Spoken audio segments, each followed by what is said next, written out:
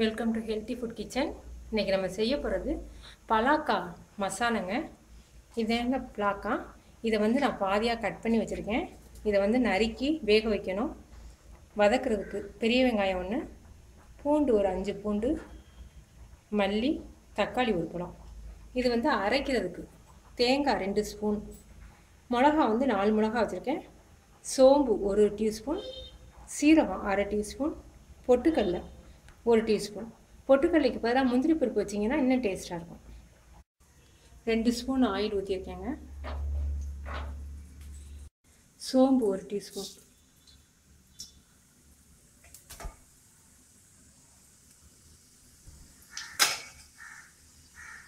பெரிய வெங்காயம், பூண்டு,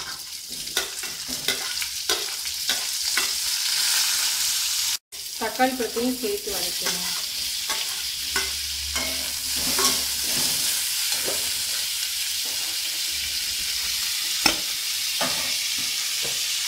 இப்போ இந்த காயை வந்து தோல் சீவிட்டு நான் இந்த மாதிரி நறுக்கி குக்கரில் 2 சவுண்டுக்கு உப்பு போட்டு வேக வச்சுருக்கேங்க. இது வந்து இந்த காய் கனமாக இருக்கிறதுனால வேகிறதுக்கு நேரம் ஆகும். 2 சவுண்டு வேக வச்சுருக்கேன். திரும்ப மசாலையெல்லாம் சேர்த்து திரும்ப 1 சவுண்டுக்கு நம்ம வேக வைக்கணும். வெங்காயம் தக்காளி நல்லா வதங்கிட்டு இப்போ காயையும் சேர்த்து போடுறோம். அரைச்சி வச்சுருக்க விழுது